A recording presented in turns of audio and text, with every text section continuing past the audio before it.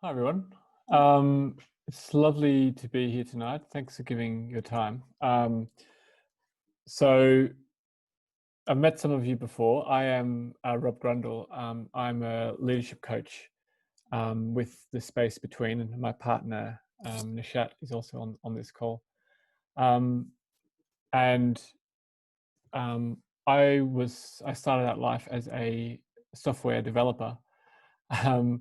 And as a young man of like 22, I remember just having all these projects that we would, I was living in Hobart in Tasmania, and we'd have all these projects that we build, all these software platforms that we'd build. I remember one we built for the Hobart City Council, like a portal to register your dog and change your address and do all these kinds of things. And I remember looking at the statistics of who used this platform, I think 3 months after we launched it. And I think something like 6 people of a population of 100,000 had actually accessed the website. That was the first failure that I encountered, which is like, we built this thing exactly according to plan. It was coded perfectly. What is it about this product that no one wants to connect with? And in fact, my history throughout coding, whenever there was an ambitious project like that, it would fail more often than not. And I got really curious about the reasons for that. And it wasn't, of course, that we couldn't solve the technological problem. The problem was always that how people connected with each other. Whether it was us as a team not working together, developers are, as am I, generally introverted, and men will express their needs or find new ways of working. They prefer just to get their spec and go to a corner. Or it might be that we hadn't spoken to the users or anything like that. And so kind of coinciding with my arrival in London, I transitioned from being a software developer. And most recently, kind of the last 10 years, most recently I was awarded my ACC, which is my associate coaching certification from the International Coaching Federation, which I don't really care about qualifications, but it does show kind of the last 10 years has been that trajectory for me, just being curious about people and how to facilitate their growth. And I think that's really how Lucy and I met, was on the basis of that, of Lucy's longing for empathy within leadership. And I really responded to her, how she talks about that. And I helped her a little bit with the Flux story and how it could be built. And now this is, I guess, the next stage of our relationship. So it's really nice to be here with you all. And I suppose what we're talking about today is what I observed right at the start with, you could write a list of the top 10 leadership attributes, or the top 10 software development team attributes, and we could hang them on a wall, which is the Aboutism. So there are the top 10 attributes for like a good software team or a good leader. And right, so just do that now, okay? And the gap between seeing them written on a wall and actually embodying those things. I've only seen probably 2 instances in my career of being a software developer where that was actually lived out. So I think that's a little bit of what we're exploring today, is how we in ourselves, people on this call, are able to actually make that jump. Where do we have a longing to be more embodied with what we're doing? What's the list on our wall that we want to bring to life? So as a starting point for this, we're on a Zoom call, which is kind of our new normal at the moment. And I'm sure you've been bombarded with articles about how to have a better Zoom call. And so just as a starting point, yesterday I saw my friend Caroline Goyder, who's a gravitas coach. She suggested, or research shows, that if we imagine ourselves in a room together, that actually means that we have more presence on the call and we're actually much more engaged in the call. So there is an Aboutism that I've heard, and just to model it, we're actually going to do that now. And the way we're going to do that is we're going to spend the next 30 seconds in silence, and I just want you to really look at all the faces that are on this call. Really dive in and just really look at everyone there, and just respond naturally. Smile, wave, do whatever you like. But in the next 30 seconds, just in silence, we're just going to look at each other on this call. All right, starting now.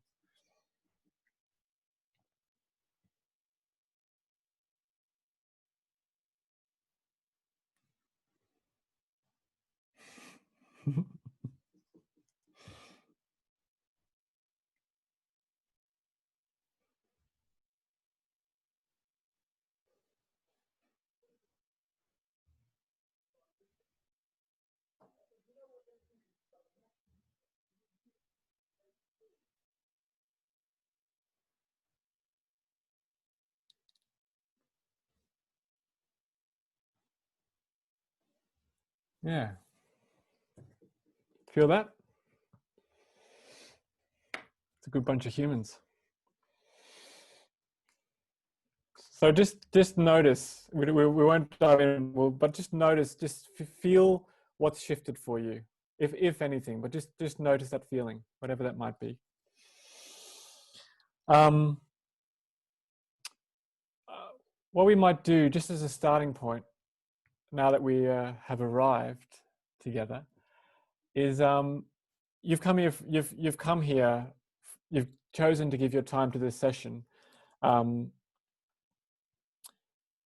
before I even talk about the agenda or what we're going to dive into, you did choose to come onto this call. So maybe just in the message box, in the chat, if you can bring that up, I'm curious, what do you hope to get from this session?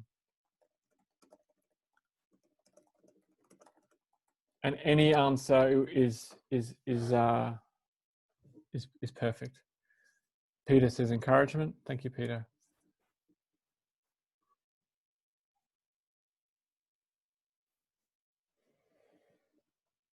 To learn something new, make new connections. Great, John. Connection, Nadine. Thank you.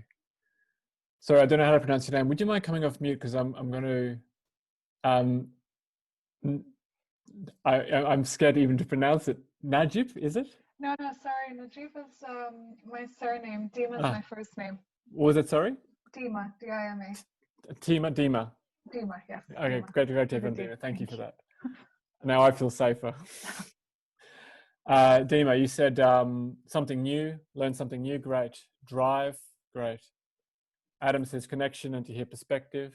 So Michael says connection, community ideas, learning, bit of chat too. I like it. Learn and meet new people. Acceptance and belonging.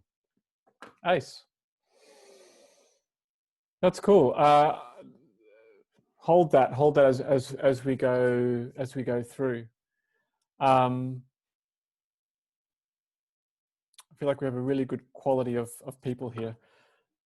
Just give me a moment while I share my screen. There's not too many slides today, but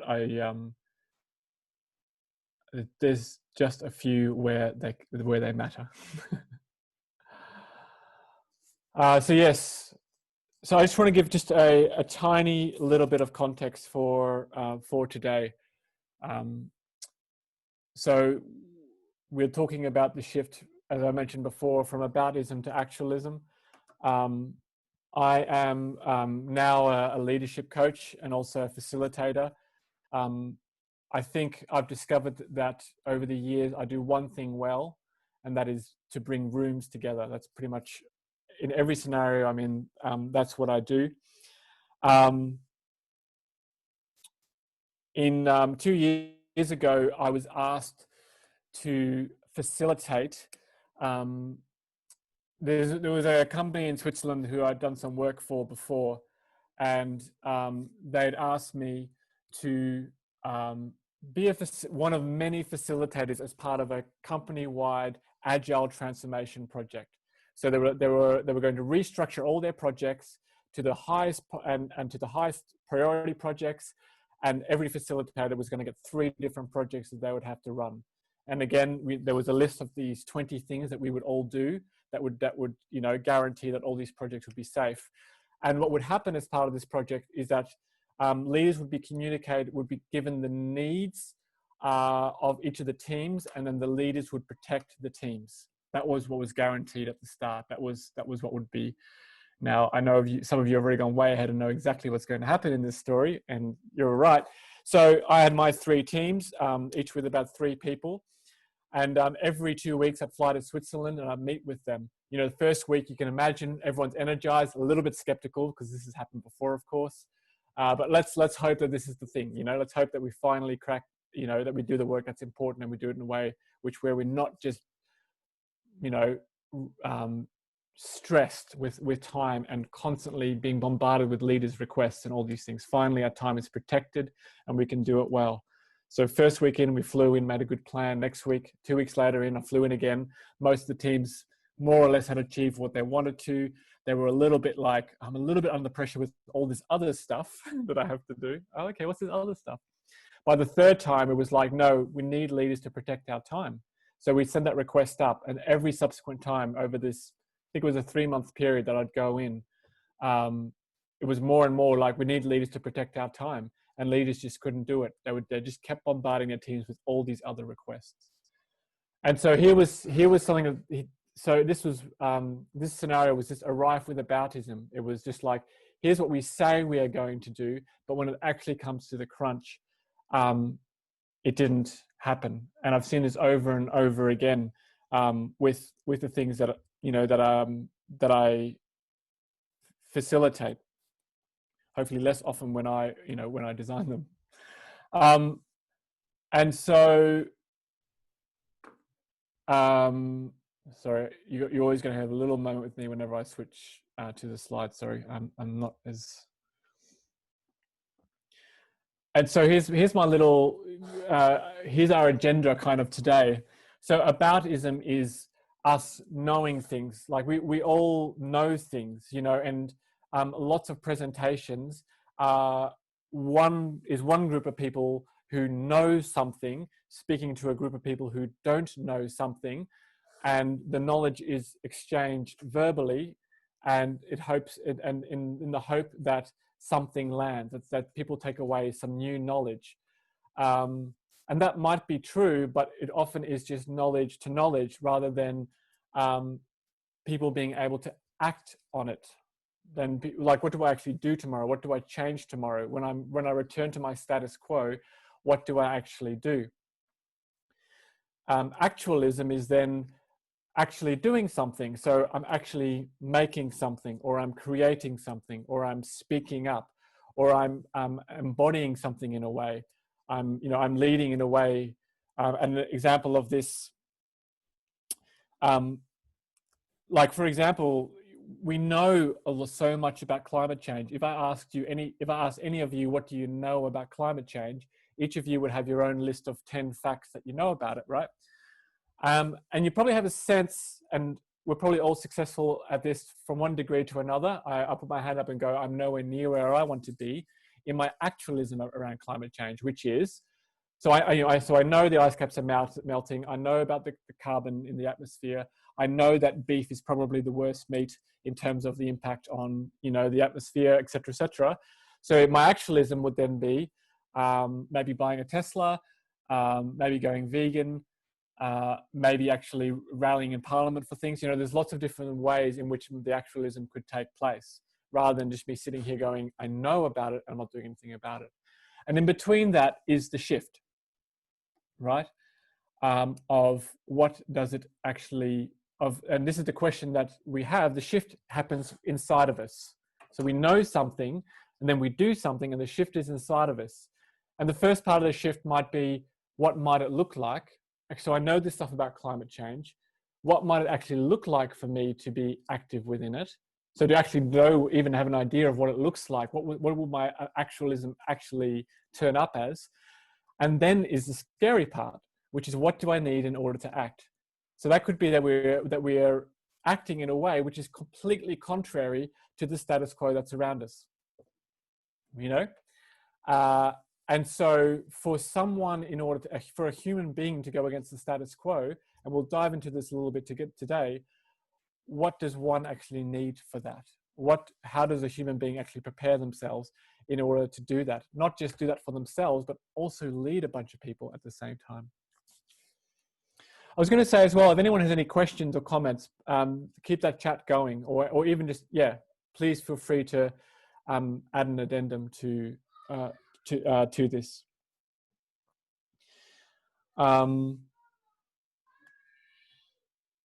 If you hear my kids in the background, it's just bedtime. So we're going to spend something like the first 30 minutes today, maybe a little bit less, setting up the conditions for moving into actualism. What do we actually need? And we're actually going to do that on this call together. The middle 30 minutes will be how to make the leap. So I will confess to it, we'll do a bit of aboutism in the middle. We'll talk a little bit about neuroscience and those things, but just so that we can start painting a picture of what we might need to make the leap. And then the last 30 minutes is then feeling the leap ourselves. How's that with everyone? Thumbs up? If you ever need a moment to re-engage with what's happening, just go back to gallery view and look at all the beautiful faces.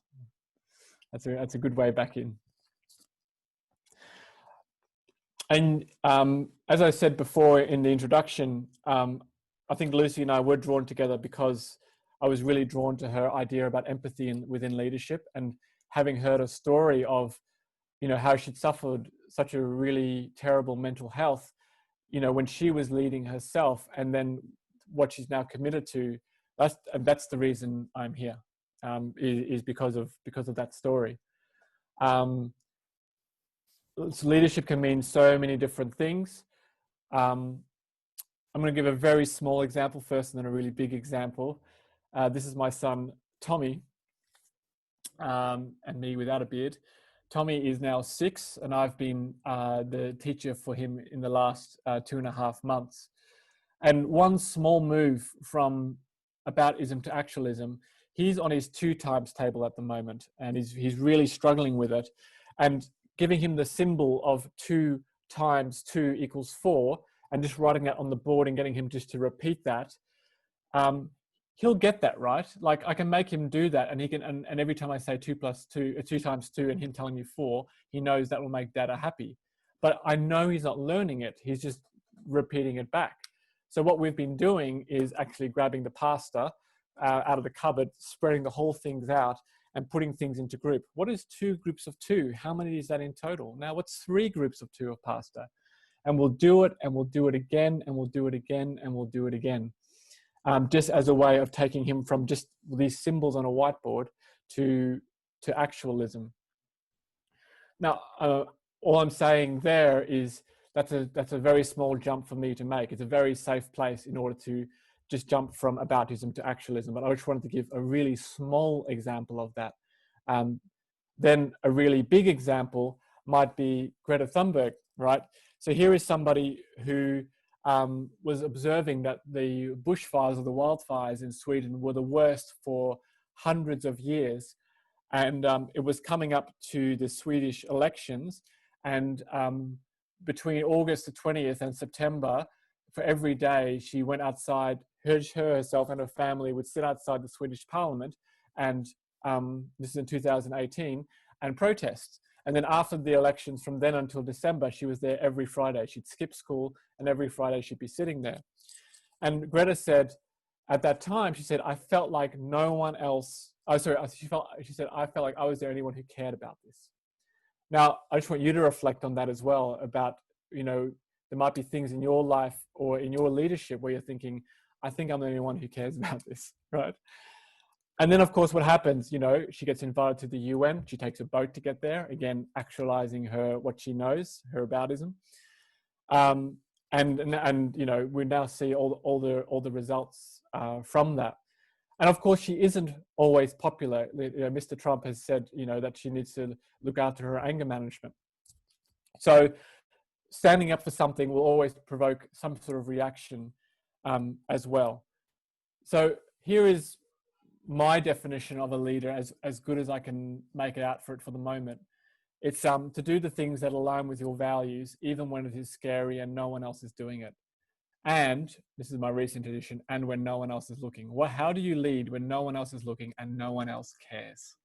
you know, how are you sitting outside your Swedish parliament with everyone else when everyone else walking by and you're going, no, but this matters. I wonder, Lucy, what's your reflection on that? Because you've been, you know, had your own journey of leadership.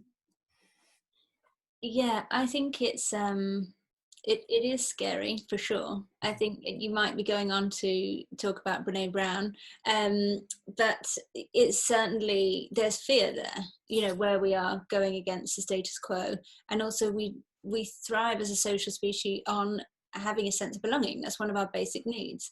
So if we don't have that sense of belonging, where we are standing for what we're standing for, then that's going to generate fear. Psychologically, fear is going to be present, and that doesn't feel comfortable. So it is about doing the thing that's hard rather than the thing that's quick and easy that everyone is doing. And also, you know, we're often cognitively overloaded and fatigued, you know, with the way that we work ourselves. And so I think it's important to take steps towards actualism, and also not to overload ourselves with a sense of guilt if we're not doing these things. And what we're going to hopefully arrive at by the end of the session is some clarity around what actualism is for you, around what you stand for, and also a small step to take you a step further towards it or within it. So I think it's possible to maybe explore what would be really scary, and then also what would be manageable, and keep stepping along that path towards it. Yeah. One of my good coaching friends, he always talks about coaching as helping people to get to dream the dreams bigger than what they thought was possible in steps that are smaller than people think useful. So kind of that kind of thing. What's the one push-up you can do daily to get to, you know, to where you want to be? How are we all? We're all still together, engaged, connected, good for the journey. Okay. All right, I'm gonna stop this share. Give me a second. I've lost my cursor. Cool. Hi everyone. Hi Amelia, welcome as well. And Andy, welcome. Sorry, it just to say it's Mo rather than Andy, but okay. I can see Mo, you're on Andy's login. That's my partner's name. Okay. Good to have you along, Mo. Yeah, good to have you. There we go. So I'm not sure where you've joined us, but maybe just briefly, what we're looking at today is about in the next, what do we have left? Hour or so, talking about there is something that you know. There is, each of you, there's something that you know, but not just that you know, there is something that you know that you're deeply passionate about. Because we're all human beings, there's also going to be a place in which that could be actualized more in your life, more courageously. And in the next hour, we want to explore that space for the benefit, in service of you. And so you might leave this call and go, this one small shift would be, you know, could be the next step in how I embody all the things that I believe and know. Yeah? Good. So again, like Lucy at the top talked about how this meetup is actually one of her embodiments, or one of Flux's embodiments of what Flux stands for. You know, Lucy could just produce white papers, which is, you know, a safe thing to do, and go, here's what I know, here's what I know, here's what I know, and never have to, you know, be in front of everyone. And in fact, we're all turning up here today. And so as part of, Lucy's already talking a little bit about safety, and that we can't change without safety, or we can't move without safety. So the first thing we're actually going to do on this call is actually design safety, not just for this call, but for all the future calls as well. To actually go, what do we need? Or more specifically, what do you need? So for in order for you to do something or say something that's against the status quo, or to be heard, or to speak what is true for you, what conditions or values do you need everyone that's around you to actually embody? You know, if you think about environments which promote like honesty, and if the first time you're honest you get gunned down by the leader, that's the last time you'll be doing that, right? So if you think about that, what are actually the conditions that you need for everyone to take part in order to turn up fully? Here's how we're going to do that. Is we're going to use what's called a thinking partnership. And a thinking partnership works like this. Everyone, there'll be a framing question that we all have to answer, and everyone will have a minute to answer that question. Now, when I say everyone has a minute, I mean everyone has a minute. So if you only speak for 30 seconds, then we will all sit in silence for the remaining 30 seconds, because it's your time. And something else might occur to you, 10 seconds after being silent, which you might want to add. Everyone else, this is the most important thing. Everyone who's listening, focus on that person. Just focus on that person. Don't write anything down. Don't turn away. Don't check your phone. But have your wholehearted attention on that person, and so they feel completely connected. And we'll do that round by round, one by one. Lucy, do you have an order in the chat for this? Yeah, I'm just going to add it in now. Cool. So we're already going to put the order of speaking in, so we don't jump on you. So you already know if you're coming up. Thank you. And the framing question. Rob has a moment while he goes to his slide. Oh, I don't have it. Okay, I'll type it in the box. It is, what values and conditions do you need in order to feel supported in a space? In space, not in space, in a space. So just consider that. I'll hold time. What I'll do is when you're at the end of your time, I'm going to hold up my hand and then just finish the sentence that you're on. And trust that whatever you needed to say, you've said. Everyone willing to dive in? So remember, speakers, you've got a minute, just dive in, say what you need. Listeners, listen with all the presence that you can muster. Sorry, Rob. Yes. You mean in what type of space? I'm quite new to this. So let's say if you were, well, let's talk about this one here. For you to speak truthfully, to say what's truly meaningful for you, maybe to share a story. For example, maybe very practically, what would you need in order to share a story of failure with a group of people that you've never met? What would you need to see demonstrated from everyone else in order for you to feel safe that you could share a story, like a story of failure, just as an example? Because the desire with these Flux community calls is that they do feel safe, and that leaders can come here as a place of safety to actually be renewed and to share honestly, so that we can actually get something honest back. If that makes sense. Does that answer your question? Yeah. Right, perfect. Oh, and brilliantly, Dima, you're number one. All right, so everyone's attention on Dima, and remember, Dima, when I hold up my hand, just finish the sentence you're on, and your 1 minute starts now. Okay, so we'll take the space that we're in now. So I had a couple of days ago about a 30-second loop that Zoom's created so that people could pretend that they're there.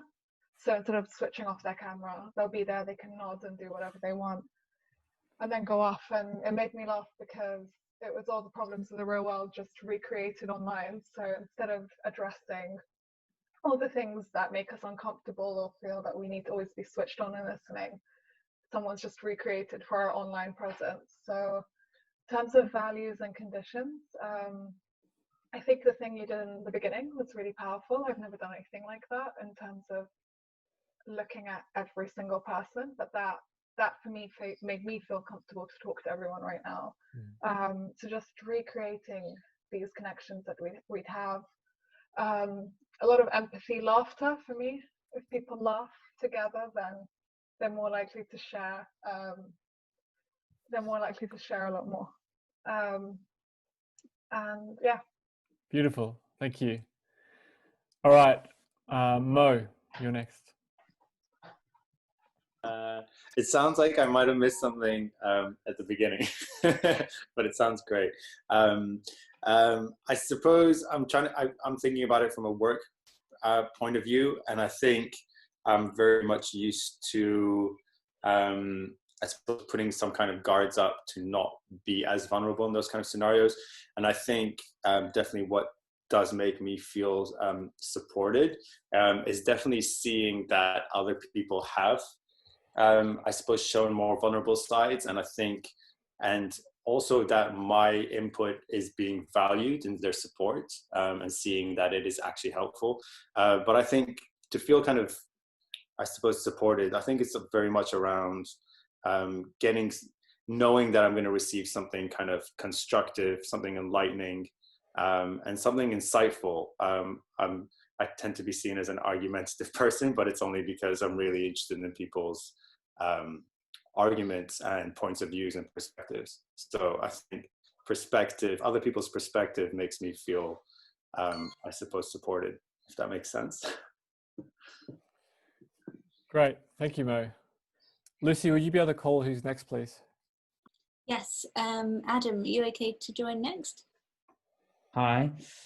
I will give reflections based on leading a team for the last 5 years, and I was just thinking about it, and I think that presence and attention and openness are probably 3 aspects that are super important for me when I'm leading, because I think sometimes there's an expectation that you come as a leader to every situation primed and ready to lead, but there's often not the understanding that 15 things might have just happened and 3 fires started at the same time. So I think trying to lead through vulnerability, as a few people have mentioned, requires that from the other side. Even if they hear and don't agree and then challenge, I think it's important in spaces for people to give that moment to allow you to flux, for a better word, into the space that you need to be in order to deliver the message or to deliver the words or insights that you're trying to. And I think second to that is because often you have to circumnavigate a few obstacles to get to the point that you want to deliver. Great, Adam, thank you. Maybe next. There's so much I want to say. Yeah, who's next? Nadine. Thank you, Nadine. Yep, hi. So I would say space to express yourself without fear of judgment, and probably transparency, and for everyone to be feeling on equal terms. I'm not sure about the word equality, but I definitely like a flattened hierarchy when we're in a group setting. I don't like, people feeling that they're in control or they're the boss. Like it's better that everyone has just, they're on equal terms, and I think that is the actual truth of the situation anyway. Yeah, that's me. It's great. Great to roll. Values for me are that we all exist in a state of equality, of equal value and merit, and that we, I would like to sort of ask people to listen without immediate judgment, listen without preconceptions, listen without distraction of what someone may look like, what they may sound like. Apparently I sound quite posh, but I just sound me. So to get beyond that and focus on the content of what people are saying. An environment of genuine openness, of real honesty, and acceptance of what someone says, even if you don't necessarily agree with it. There is time for that afterwards. Thanks, John. Thank you. And we've got Peter next. Hi there, everyone. So for this kind of conversation, I think one needs time, expansive chunks of time. So 1 minute probably wouldn't be a safe space for me. I like that you mentioned attention. I think attention is important. If I'm not listening to somebody, if I'm eating or drinking or looking at my email, looking at my phone, that may upset you. I've done that, some of that already in this call. But attention is important. And empathy, I mean, I know it's part of what has brought us all together.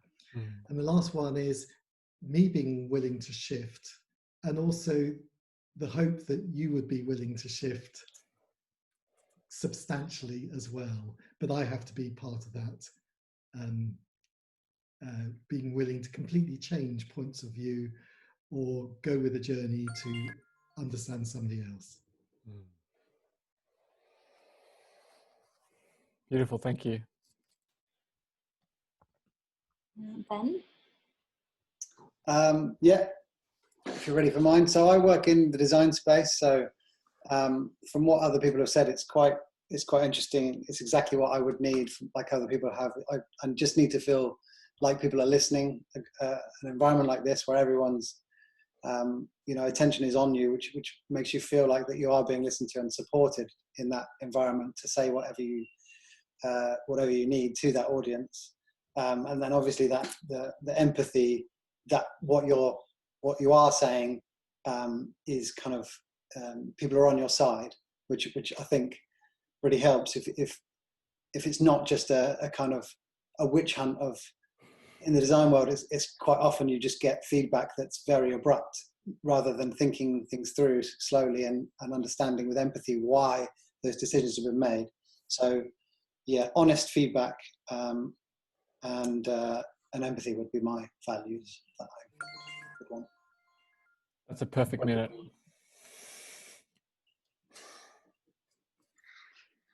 Michael, you ready to share?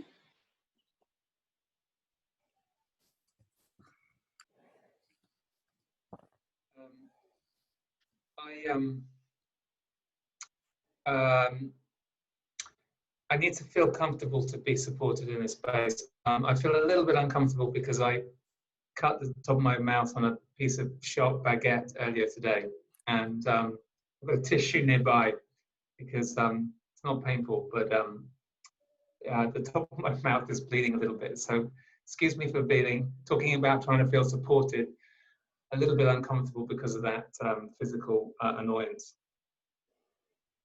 I've had a really interesting time working largely for myself and with close colleagues in consultancy work, and in the last year or so working in other organisations for people for brief periods of time. And the last experience was really interesting because sometimes it was an incredibly supportive environment in which to work. A team of about 20 people working really hard in a tech startup, with having raised lots of money and having brilliant product, all sorts of things going well. And I appreciated openness and honesty, and so much of the business was open, and details of people's pay and transcripts of meetings were shared across the organization. But that kind of wasn't enough, and sometimes when it was stressful, we didn't seem all to share the same purpose and be moving towards the same goal. And sometimes that would last an hour or so, or half a day.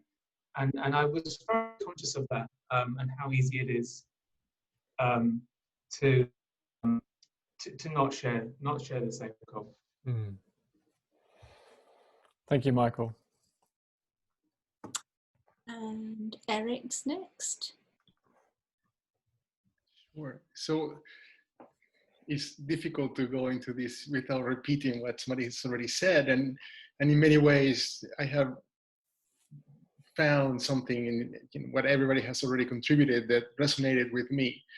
So, but I think personally, for me, there is something about that attention and the feeling of not being judged or prejudged as I speak that I find deeply encouraging to think more thoroughly.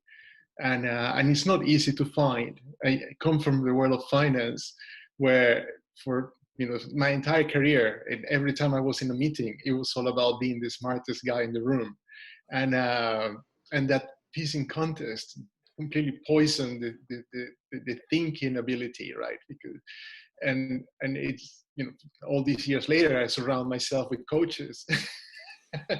And it's a whole different experience in terms of the ability to think. So yeah, so that's my contribution. Great, thank you. Nishat, would you like to go next? Hi everyone. Yeah, it's hard to not repeat, but I guess my version of what everyone has said would be presence, because when there's presence, there is no judgment, and heart is present, and you are listening, and your attention is on the person, and your mind is absent. So I guess presence would be the quality that I would like in a safe space.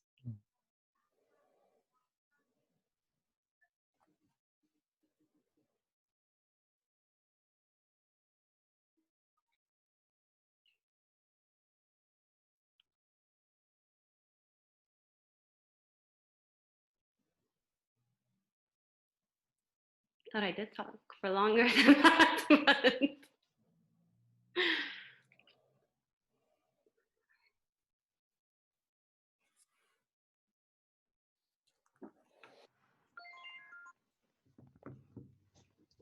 Thank you.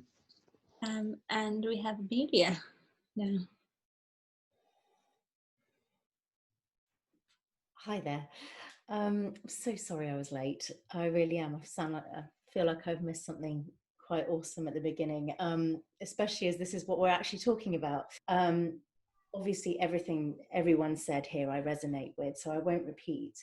I think maybe just to add in, no one gets to be wrong.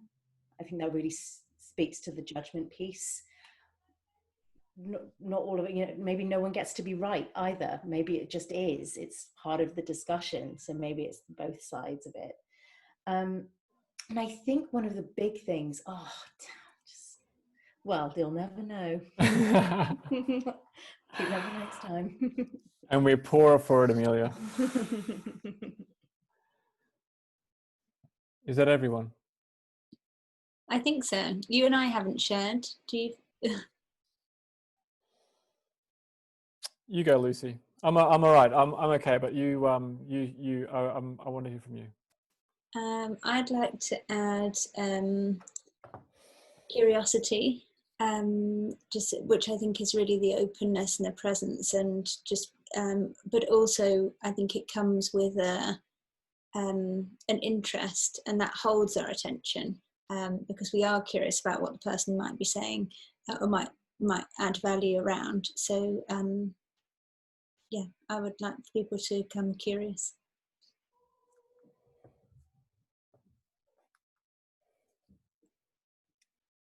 And obviously I'm getting my 4 minutes, so but I think openness, presence, empathy, as you all know, if you know me, that's a really important quality that I try to live by.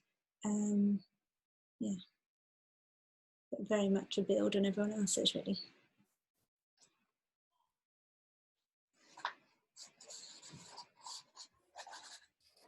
Thank you. There's a lot I want to say. I think because I'm facilitating the most of this session, I want to just honor what's been said.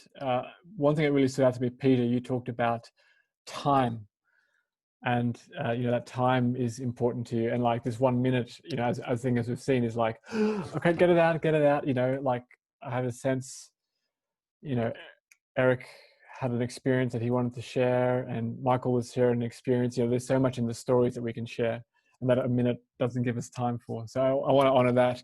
And even as we go through, we're a little bit over time already. So already I'm thinking to honor the time aspect, thinking about how do we create more space in the time we have left, and maybe not do everything that we said, as opposed to just getting through everything. So I want to honor that from Peter. I'm going to start talking about Brene Brown and about the research that she did. So Brene Brown is a researcher. That's her that's her job title. And what she was really curious about, you know, you might have seen her Shame TED Talk, and where she talks about vulnerability. And I listened to a podcast interview with her recently that she did with Mark Maron, and she said, I actually had for myself as a leader, I had an underlying motivation to actually discover whether I could be courageous without being vulnerable. That was actually an underlying thing for her, because she hates being vulnerable. She absolutely hates it. And what she actually wanted to find was a model for courage, which didn't require for her to turn up vulnerable. And so she did a really wide, she does a form of research called grounded theory, and she did a really wide survey, and it was like firefighters and teachers and students and rabbis and soldiers, mothers, you know, fathers, you know, like a really wide mix. And here's what she found was that courage starts with showing up and letting ourselves be seen. Vulnerability sounds like truth and feels like courage.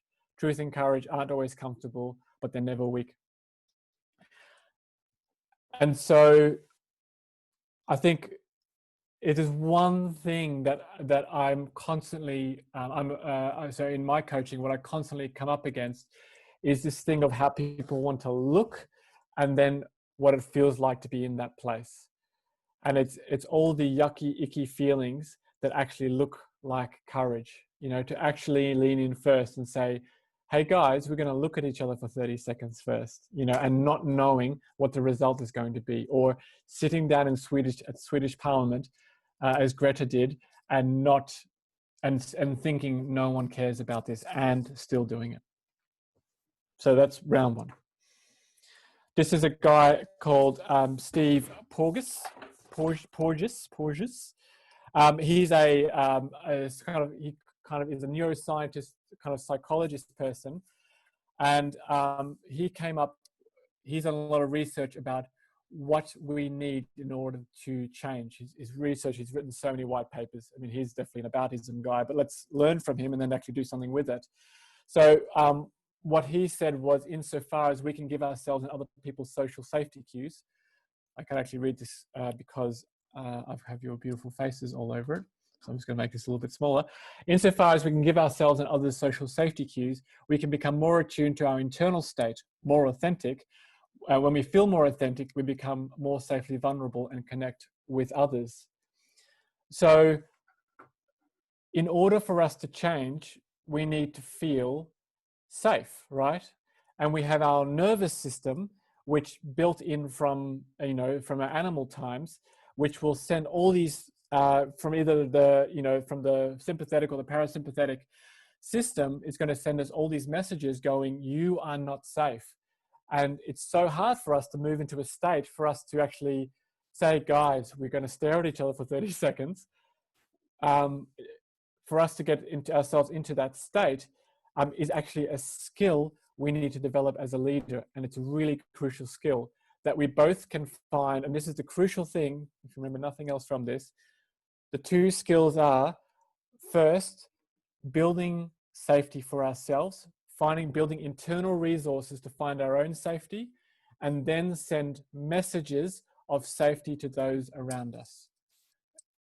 Those are two crucial skills for us to learn as a leader. If we stay in animal mode, if we continue to go to pattern, then we'll be very lucky if those things just happen by accident, right? That's a skill to be developed.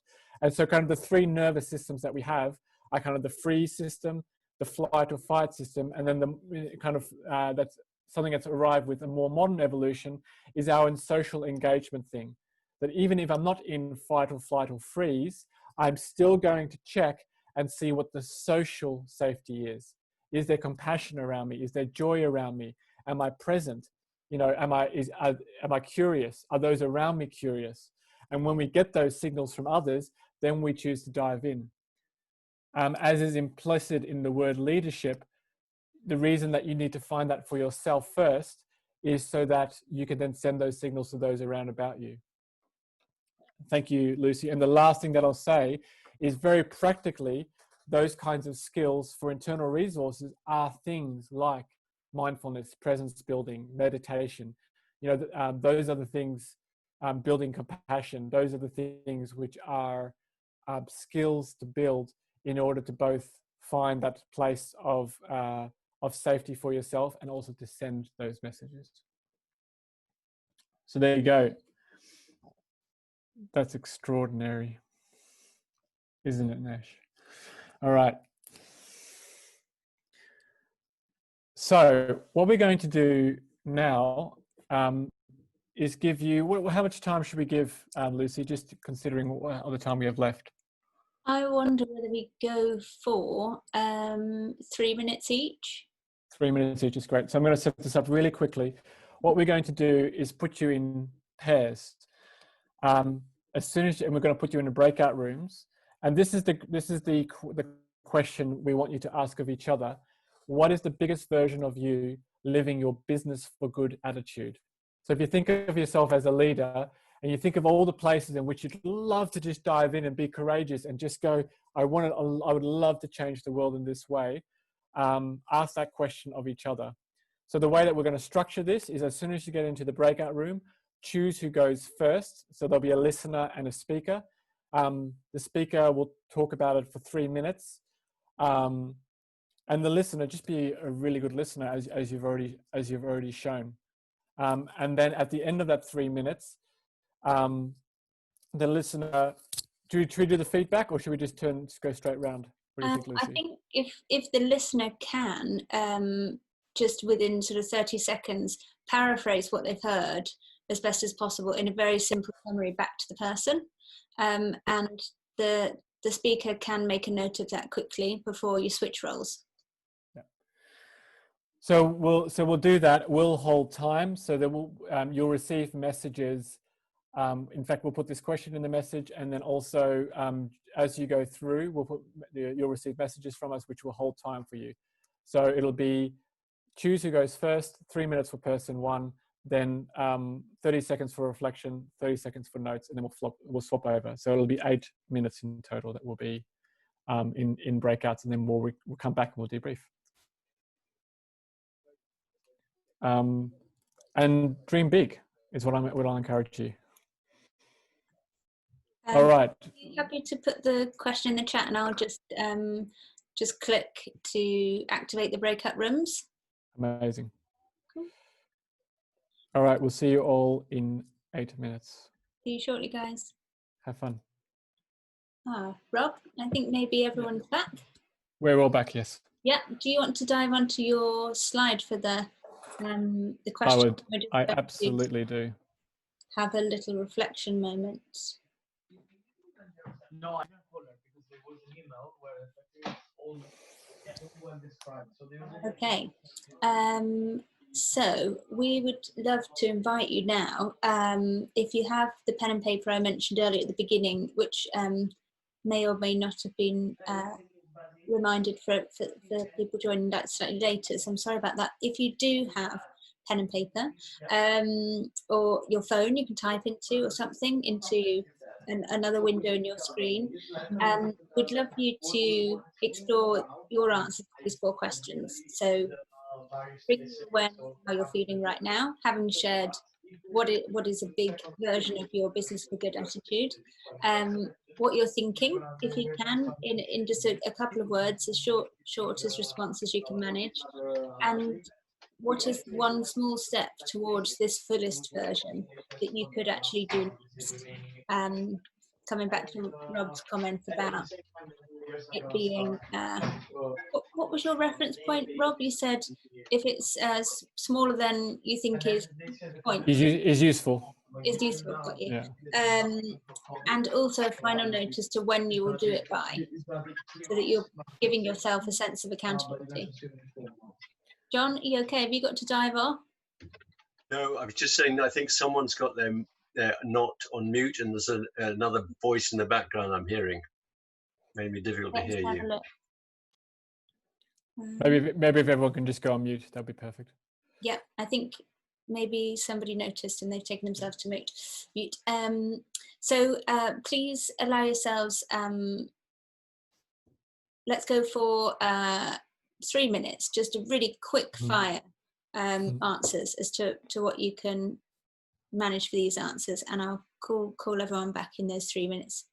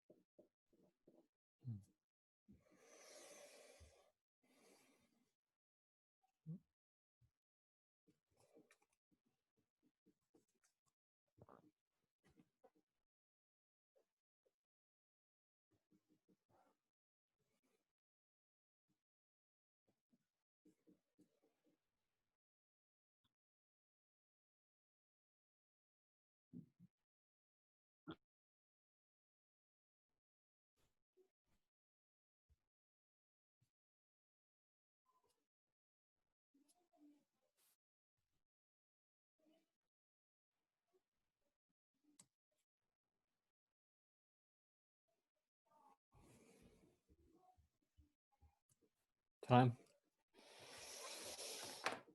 That is time for us.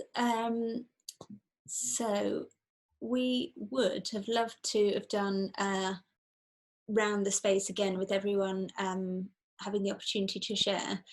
So instead of that, due to time, I wonder if anybody wants to volunteer themselves and explore that space of courage, although hopefully it feels less courageous now we're in a safe space together, to share the answers to the questions that they came across. So let's maybe go for, if one person is willing to share, that would be brilliant, and then we'll just bring the session to a close.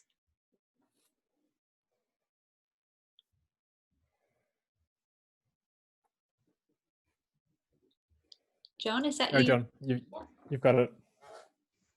Yeah, so how am I feeling? 9.5 out of 10. The question 2, the opportunities that are there to be seized. 3, one specific opportunity is Trailblazers collaboration opportunity with Grid for Good, which is a great initiative from the National Grid. And I want to take that in the context of this meeting tonight from Aboutism to Actualism, and to make that happen by the end of June. Thank you very much indeed, John. And if it doesn't feel, I'm seeing a few people thumbs up, people are receiving that that offer and share. Thank you very much.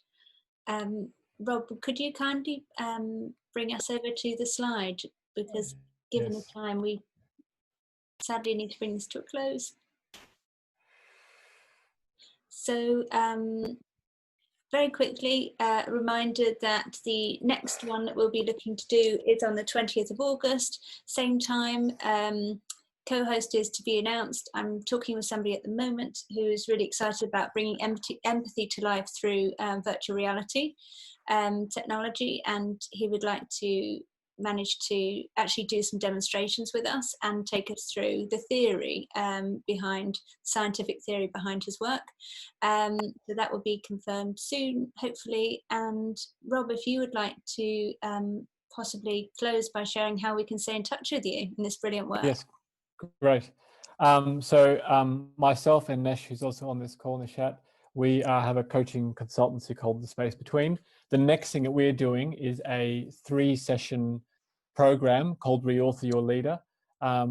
It's going to be 8 people, so it's going to be an intimate session, 3 sessions of 90 minutes, really to dive into who do you want to be as a leader, what are the qualities that you have as a leader, what's holding you back from that, and what do you want to co-create with people. So we're doing that soon, and there's 2 spots left for that. I'm also available, we both are, for one-on-one leadership coaching as well. And you can email me there, add me on LinkedIn, and just for all the things that are happening. There's always a lot going on. So yeah, that's what's happening here. And I just want to thank you all just for your presence tonight. You've been extraordinary and connected. And I run so many in-person workshops, or I have run so many in-person workshops, and I was kind of bemoaning the fact that there'd be no energy transfer. You know, there's something about having people in the room, but I hope that calls like tonight can demonstrate also that energy can be transferred over, I don't know how, over distance as well. I just appreciate your attention and the energy that you brought to today's call. And thank you, Lucy, for having me. Thank you, Rob. And thank you, everyone. And I wonder if you have 1 minute, possibly. I don't know whether this poll is arriving on your screen. If you would be so generous to share your response to the first question, and then scroll down and you'll see a second question.